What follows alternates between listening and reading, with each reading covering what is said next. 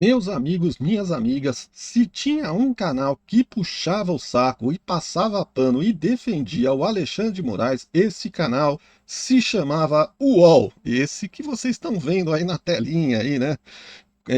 E eles adoravam puxar o saco lá do Xandão, falar bem, defender, apesar de saberem de todas as suas irregularidades, né, as irregularidades que ele vinha cometendo nos processos das fake news e também no processo do golpe, né?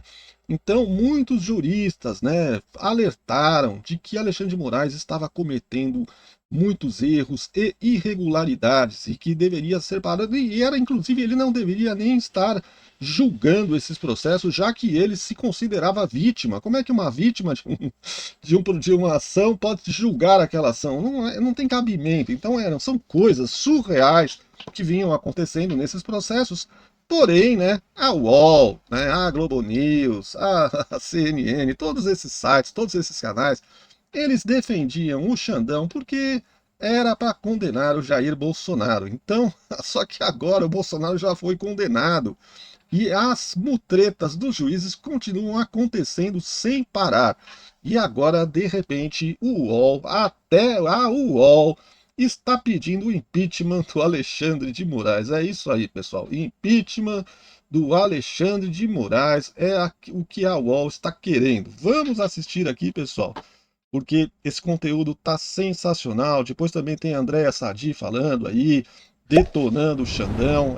Olha, assista até o final porque tá muito bom esse conteúdo aqui, pessoal. Vamos assistir. Essa troca de mensagens entre Alexandre de Moraes e Daniel Vorcaro. O que o senhor achou de tudo isso, hein, professor? Eu estou aqui conversando com os meus botões para tentar aí avaliar em que momento virá a exoneração, o pedido de exoneração do Moraes do Supremo Tribunal Federal. Isso por quê? Porque a esposa dele, em janeiro de 24, ela celebrou um contrato. E depois, em novembro, começou, e a Polícia Federal apresenta isso, apresenta o que? Diálogos entre o Moraes e o Vorcaro, e no sentido de que Moraes estaria por dentro de toda a atividade do Vorcaro e dando-lhe conselhos, orientações. Existe até uma mensagem que é a última delas, que parece e dá indicativos de que houve sim a troca. O Moraes interagiu com ele, respondia a ele, embora essas mensagens tivessem sido apagadas. A situação do Moraes é delicadíssima. Ele deveria de pronto se licenciar e imediatamente também ou se licencia ou se exonera. Exoneração é um termo técnico. No popular tudo é demissão, tá? Ou seja, pede o boné, deixa a toga na cadeira e vai embora. Porque diante de tudo isso, os indicativos são fortíssimos de crime de advocacia administrativa. Esse crime prevê aquele que patrocina, que participa de uma forma direta ou indireta. No caso, são duas: diretamente pela mulher e indiretamente debaixo da toga. Ele patrocina o interesse privado contra a administração pública. Isso é crime de advocacia administrativa. Todos os elementos estão a indicar isso. Há necessidade, evidentemente, de perícia técnica na verificação da troca de mensagens. Então, a posição dos ministros do Supremo será muito difícil se saírem em defesa do Moraes. Se ele for partir aí, querer sangrar, evidentemente ele vai ter que se licenciar. Dificilmente fará isso, porque isso vai mostrar fraqueza, vai prejudicar a defesa. Mas de tudo isso, parece que esse foi o último canto do cisne para o Moraes. Nós só temos, professor, uma saída, que se chama impeachment, que é pelo Senado. Só uma saída. De mensagens. Tá aí, o último canto do cisne do Moraes. Acabou para o Moraes. Meu Deus do céu. Que situação, hein? O homem que antes eles chamavam de herói. Eu vi um comentarista chamando o Alexandre de Moraes de herói, aí na própria UOL. Olha que vergonha, meus caras passavam pano. Todo mundo sabia das irregularidades do Alexandre de Moraes, né? E agora eles resolveram acordar, né? Parar de fingir que estavam dormindo, né? Qual é a gravidade de tudo isso? Fabiola, é triste perceber o que está acontecendo, né? Porque o Alexandre de Moraes, ele sobrevoava a conjuntura com ares de super-homem. E essa imagem vai sendo superada. O homem se sobrepôs rapidamente ao herói. E ao se relacionar com o Daniel Vorcaro, o Alexandre de Moraes mostrou que também está sujeito à condição humana, né? Ele descobre de maneira trágica que pedestal não tem escada, nem elevador. Logo, talvez ele esteja lamentando que não possa girar a Terra ao contrário para fazer voltar o tempo, né? O Vorcaro manteve uma comunicação intensa com Alexandre de Moraes nesse dia 17 de novembro de 2025, que é o dia em que ele foi preso pela primeira vez. Foi a primeira vez que o Vorcaro foi em cana. E eles falaram pelo WhatsApp. 9 trocas de mensagens. E o Globo agora traz à luz o teor das mensagens repassadas pelo Vorcaro para o Alexandre de Moraes. E é importante notar, Fabiola, que o Daniel Vorcaro estava munido de dados que foram surrupiados dos computadores da Procuradoria-Geral da República, da Polícia Federal, e a investigação da polícia mostrou isso. Ele tinha olheiros dentro do sistema do Ministério Público e da Polícia Federal. E ele intuía que estava na bica de ser preso. Então ele antecipou para o Alexandre de Moraes detalhes de um plano frustrado para vender o Master ao grupo Fictor. Ele imaginou e fala sobre isso nas mensagens ao ministro, que isso evitaria o pior. E ele parecia esperar muito do Alexandre de Moraes, né? Há uma mensagem que ele fala, alguma novidade? Ele pergunta para o Alexandre de Moraes. Conseguiu ter notícia ou bloquear?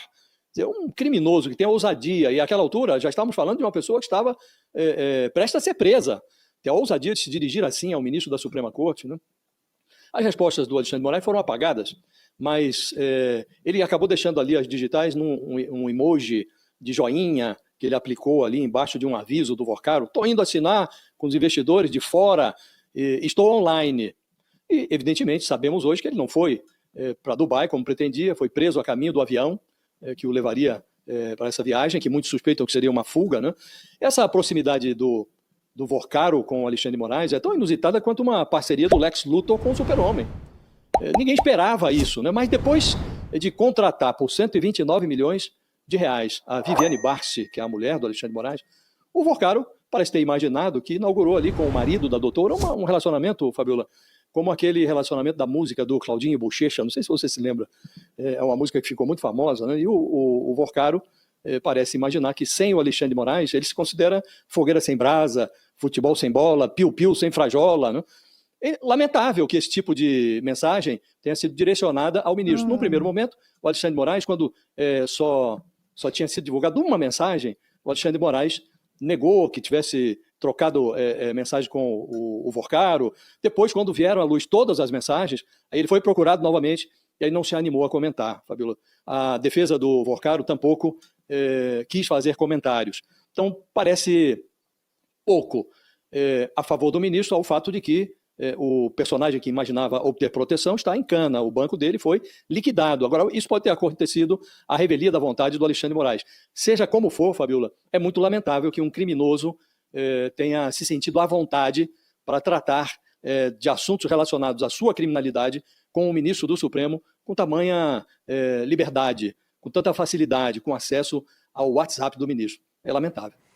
Tudo que precisa explicar já é ruim. Quando você é um servidor público ou você presta contas para a sociedade, é ainda pior, ganha uma outra proporção. Esse é o resumo do sentimento que eu ouvi em todas essas minhas apurações, desde o começo do escândalo do Banco Master, envolvendo as relações do Vorcaro com a autoridade da República. Com essa revelação da troca de mensagens entre o Vorcaro e o ministro Alexandre de Moraes, o Supremo volta para o centro, para o núcleo principal de todo esse escândalo. Eu já falei aqui várias vezes que o escândalo do Master não é um escândalo do Master, é um escândalo do sistema, uma crise do sistema e, segundo investigadores vêm me dizendo, vai se aprofundar, porque é só pegar um RIF, um relatório de inteligência financeira que está sendo analisado para seguir o dinheiro, follow the money, como isso vai abater, vai atingir autoridades da República. Então, é o começo, é a ponta de um iceberg. O que a gente tem que prestar atenção daqui para frente? Delação premiada do Vorcaro. Isso vai acontecer? Vorcaro, se falar, vai procurar a Polícia Federal sem passar pela Procuradoria-Geral da República e vai ter o aval do ministro André Mendonça. Eu já ouvi de várias fontes ali do entorno do André Mendonça que ele não vai proteger ninguém, que ele não vai blindar ninguém, por mais difícil que isso seja ali nas relações pessoais que o ministro possa ter com uma pessoa ou com outra. Então é autonomia total para a Polícia Federal. O ministro André Mendonça repete o tempo todo e sempre diz isso, inclusive em aulas que ele dá há mais de 10 anos, que obviamente o servidor público ele não está blindado, ele não é infalível. As pessoas são humanas, elas erram, mas ela tem que dar o exemplo. E ela tem que fazer justiça no sentido de fazer por merecer a confiança da sociedade. Então, para a gente ter um pouco do termômetro do que está acontecendo. Conversando com gente que acompanha de perto a investigação sobre especificamente o caso do ministro Moraes, eu ouvi uma frase que eu acho que resume tudo. O juiz Moraes não ia acreditar nas explicações do Moraes daquelas mensagens. Então, para mostrar que tem muitas perguntas ainda sem respostas e que nem quem acompanha a investigação acha que está suficiente o que está posto dessas explicações. As explicações precisam ser dadas. Nós não temos essas respostas ainda do porquê essa troca de mensagens aconteceu no dia da prisão entre o ministro e o Vorcaro e porque, de fato, essas mensagens foram apagadas também. Então, tudo isso são pontas soltas que vão ter muita repercussão daqui para frente nesse escândalo do Banco Master. É uma mensagem. Aí, pessoal, vocês viram aí então, né? Lá na UOL e a mesmo Andréa Sadi lá da Globo News, tecendo a lenha e mostrando que o ministro Alexandre de Moraes tem muitas explicações para dar nesse envolvimento que ele tem com o Banco Master, ele e a sua esposa, né? Essa intimidade que ele tinha com o Daniel Vorcaro, né? De ficar trocando mensagens. Ora, quem é que troca mensagens com o ministro do STF com tanta facilidade, né? Com tanta frequência, né? E ainda pedindo ali coisas, reivindicando coisas, né? Como se o ministro estivesse a serviço do Daniel Vorcaro, né? Então, aí está a justificativa do milionário contrato feito entre a mulher do Alexandre de Moraes e o Daniel Vorcaro do Banco Master, né? Então fica tudo muito claro, né? O Toffoli também está mais que envolvido. E hoje até o senador Eduardo Girão postou um vídeo dizendo que vai pedir a abertura de um processo no Conselho de Ética do Senado para caçar o Davi Alcolumbre, já que ele não está cumprindo com as suas obrigações. Ele não está permitindo que se abra a CPMI do Banco Master e não está permitindo que se inicie um processo de impeachment do Alexandre de Moraes e de outros ministros também, né? Ele engaveta tudo, né? Existem assinaturas mais que suficientes para que comece um processo de impeachment e, no entanto, provavelmente por ter rabo preso, né? É quase que 99,9%, né? 99,9% de certeza que o Davi Alcolumbre só não segue avante com essas coisas porque ele mesmo está muito enrolado, principalmente nesse escândalo do Banco Master. Há indícios aí, já muita gente está falando de que o Davi Alcolumbre está todo enrolado também com essa questão do Banco Master, né? E deve ter outras questões também, as quais ele deve temer, né, a represália de algum ministro do STF, e caso ele venha abrir o impeachment, né, e dar início a um processo de impeachment de algum dos ministros. Então é isso, né? O rabo preso não deixa com que eles atuem, né? É a mesma coisa aos ministros do STF, porque os ministros do STF poderiam se reunir lá e tomar uma decisão de afastar o ministro Alexandre de Moraes e o ministro Dias Toffoli. Mas como a maioria deles tem também rabo preso, né? Eles não fazem nada, eles ficam naquele corporativismo, né? Um defendendo o outro, para que não aconteça nada com nenhum deles, né? Então, realmente, como disse o Alfredo Gaspar e o Carlos Viana da CPMI, né? Estão lidando com obstáculos quase que intransponíveis para conseguir investigar toda essa bandolheira que tomou conta do nosso país, né? Eles estão fazendo de tudo para se blindar, para conseguir, né, tentar calar esse escândalo, tentar mudar as coisas, né? Mas parece que não estão conseguindo, né? Aliás, ao contrário, parece que quanto mais eles tentam se blindar, né, uns aos outros, e tentar apagar esse escândalo, mais a coisa floresce, né? E mais escancarado fica de que eles têm muito envolvimento com essa bandalheira toda, né? Então, pessoal, deixa o seu like aí, se inscreva no canal, acione o sininho das notificações e deixe também o seu comentário, beleza? Um grande abraço, fiquem com Deus e até o próximo vídeo.